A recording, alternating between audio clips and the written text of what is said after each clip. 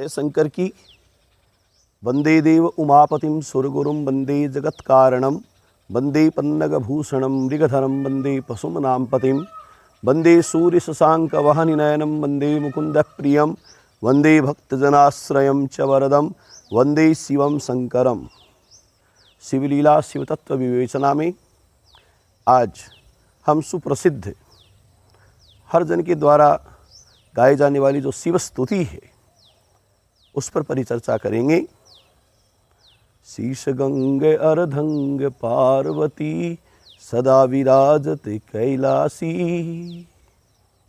नंदी भृंगी नृत्य करतु है गुण भक्तन शिव के गासी। भगवान शिव के बारे में अगर कोई पूछे कि वो कैसे हैं, उनका कैसा स्वरूप है, तो उनके शीश गंगे, उनके जटाओं में गंगा जी विराजमान है। जटा कटा संभ्रम भ्रमण नीलिंप निर्झरी विलोलवी चिवल्लरी विराजमान मूर्धनि। अर्धंग पार्वती, उनके वामांग में शक्ति स्वरूपा मां पार्वती, पर्वतस्य पुत्री सपार्वती, हिमाचल की पुत्री, मैना की पुत्री, हिमालय की पुत्री मां शक्ति पार्वती वामांग में विराजमान है। सदा विराजत कैलासी, और भगवान शिव कहाँ रहते हैं? हमेशा उनका निवास रहता है कैलाश पर्वत पर। नंदी भृंगी नृत्य करतु है, उनके जो गण हैं, उनके जो सेवक हैं, नंदीश्वर और भृंगी आदि वहाँ पर गान और नृत्य करते रहते हैं। और गुण भक्तन शिव के गासी, उनके जो भक्त हैं, उनके जो गण हैं, उनके जो सेवक हैं, वो शिव के गुणों का गान करते रहते हैं। शीतल मंद सुगंध पवन बहे बैठे हैं शिव अविनाशी, करत गान गंधर्व सप्त स्वर राग रागिनी अति गासी। और उस कैलाश पर्वत की बड़ी रमणीय आभा है। शीतल मंद सुगंध पवन जह बैठे हैं शिव अविनाशी। शीतल मंद जो है, वायु जो है, ठंडी वायु, मंद मंद वायु, सुगंधित वायु वहाँ पर प्रवाहित होती रहती है। और जो अविनाशी शिव है वहाँ पर कैलाश पर्वत पर विराजमान रहते हैं। करत गान गंधर्व सप्त स्वर, और जो गंधर्व लोग हैं वो सातों स्वरों में हर स्वर का समावेश करते हुए वहाँ पर भगवान शिव की स्तुति और उनका गुणानुवाद, उनके गुणगान गाते रहते हैं। राग रागिनी अति गासी, वहाँ पर भगवान शिव तो संगीत के आचार्य हैं। सभी तरह की राग रागिनियाँ उन गंधर्वों के द्वारा, उन गंधर्व कन्याओं के द्वारा वहाँ पर उपयोगित की जाती है। और वहाँ का जो शब्द वातावरण है वो इतना प्रफुल्लित कर देने वाला है कि वहाँ पर हर कोई अपने आप को धन्य समझता है उस कैलाश पर्वत पर भगवान शिव के सामीप्य में, सानिध्य में। यक्ष रक्ष भैरव जहाँ डोलत बोलत है बन के वासी, कोयल शब्द सुनावत सुंदर भ्रमर करतु है गुंजासी। भगवान शिव के उस कैलाश पर्वत धाम पर यक्ष लोग, उनके गण रक्षक सेवादार के रूप में, और भैरव आदि जो सिद्ध हैं, कपर्दी त्रिलोचन आदि जो हैं, वो सब वहाँ पर विचरण करते रहते हैं। और बोलत हैं बन के वासी, गिरी कंदराओं में रहने वाले जो वनवासी हैं, उनमें प्रत्येक जीव, मनुष्य, सिद्ध, पशु, पक्षी, यहाँ तक कि हिंसा करने वाले पशु भी अहिंसक बनकर वहाँ पर रह रहे हैं। वो सबके मन को मोहने वाले सारी प्रकृति का समावेश बोलते हैं बन की वासी। वो सब वनवासी वहाँ पर भगवान शिव का संरक्षण प्राप्त कर रहे हैं। कोयल शब्द सुनावत सुंदर, पक्षियों में जो कोयल है वो कू कू की आवाज से वहाँ पर शब्द को, वातावरण को सुमधुर बना रही है।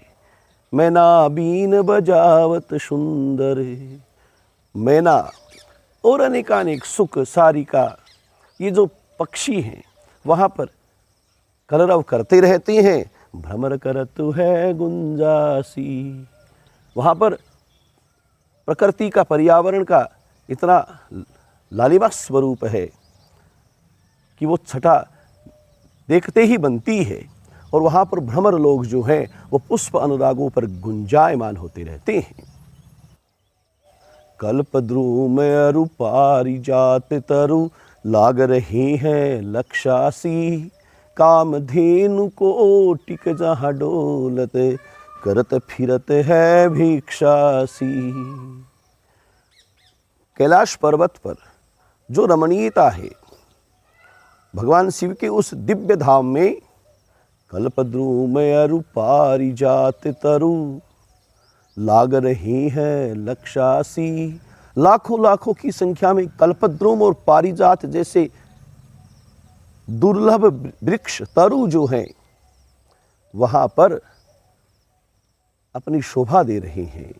और कामधेनु को टिक जहाँ डोलत, कामधेनु जो गाय है वहाँ पर भगवान शिव के यहाँ पर इतनी गौ माताएँ हैं कि करोड़ों संख्या में कामधेनु वहाँ पर विचरण करती है। और करत फिरत है भिक्षासी, और भगवान शिव अपने गणों के साथ में भिक्षाम मे देही भवति भिक्षाम मे देही, भगवती अन्नपूर्णा से प्राप्त जो भिक्षा है उससे विश्वंभर बनकर पूरे विश्व की भरण पोषणता भगवान शिव स्वयं करते हैं। भगवान शिव का भिक्षा मांगना उनके लिए एक अभिशाप हो सकता है, लेकिन वो संसार के भले के लिए। कहा गया है कि स्वयं सुरेश है, तनयो गणेश है, सखा धनेश है, स्वसुरो नगेश है, तथापि भिक्षाम कुरुते महेशो, ललाट वन्हे रयमेव शेष है, ललाट वन्हे रयमेव शेष है। ध्यान दीजिए कि भगवान शिव कौन है? स्वयं सुरेश है, देवताओं के भी ईश हैं, रिद्धि सिद्धि के दाता, उनके पुत्र हैं गणेश जी महाराज। उनके संबंध देखिए, सखा धनेश है, कुबेर के साथ में उनकी मित्रता है, जो धनाध्यक्ष हैं। और स्वसुरो नगीस है, जो रत्नों की खान है हिमालय पर्वत, वो उनके स्वसुर हैं। इतने अच्छे संबंध होने के बावजूद भी, स्वयं इतनी काबिलियत होने के बावजूद भी, तथापि भिक्षाम कुरुते महेशो, उसके बावजूद भी भगवान शिव को कपाल लेकर भिक्षा मांगनी पड़ती है। ललाट वन्ने रयमेव शेष है, इसमें किसी को दोष देने की आवश्यकता नहीं है। विधाता ने भाग्य में जो लिख दिया, विष्णु का शेष सैया पर शयन करना और भगवान शिव का भिक्षा मांगना, उनके ललाट के भाल के अंक हैं, उनके भाग्य की एक लिखावट है। तो माँ अन्नपूर्णा से प्राप्त भिक्षा को सारे संसार के पोषण के लिए संप्रेषित करते रहते हैं भगवान सांब सदा शिव। सूर्यकांत सम पर्वत शोभित, चंद्रकांत भव के वासी, छहो तो ऋतु नितु फलत रहतु है, पुष्प चढ़त है बरखासी। भगवान जो सूर्य हैं, उनके भी जो कांत हैं, उनके भी जो स्वामी हैं, उनके समान वो कैलाश पर्वत। आज सूर्य की आभा और चंद्रकांत भव के वासी, और चंद्रकांत के रूप में भगवान शिव जो हैं वो भव से उद्धार करने वाले हैं, वहाँ पर स्वयं प्रतिस्थापित हैं, विराजमान हैं। उस कैलाश पर्वत पर छहों ऋतुओं में ही कोई न कोई फल वहाँ पर उपलब्ध हो जाता है। और जो वर्षा ऋतु है, श्रावण और भाद्रपद का मास है, वहाँ पर प्रकृति इतना श्रृंगार कर लेती है कि पुष्प चढ़तु है बरखासी, विविध प्रकार के पुष्प वहाँ पर सुशोभित होते हैं। और तभी श्रावण में श्रृंगार की, और वो भी पुष्पों के साथ में भगवान भोलेनाथ आशुतोष के श्रृंगार की बड़ी महत्वता है। भी हम लोग जब शिव उपासना करते हैं श्रावण में, भाद्रपद में, और शिव जब सत्ताधीश हैं तो उनको प्रकृति का हर पत्र पुष्प, हर वनस्पति, हर औषधि, हर दिव्य रस, हर पदार्थ, हर भोग्य पदार्थ, हर भोज्य पदार्थ, हर भौतिक पदार्थ जो है हम भगवान शिव को अर्पण करते हैं। उसके पीछे यही भावना है कि पुष्प चढ़तु है बरखासी, कि वो कैलाशवासी जो भगवान शिव हैं वो प्रकृति के श्रृंगार से प्रसन्न रहते हैं। जय शंकर की।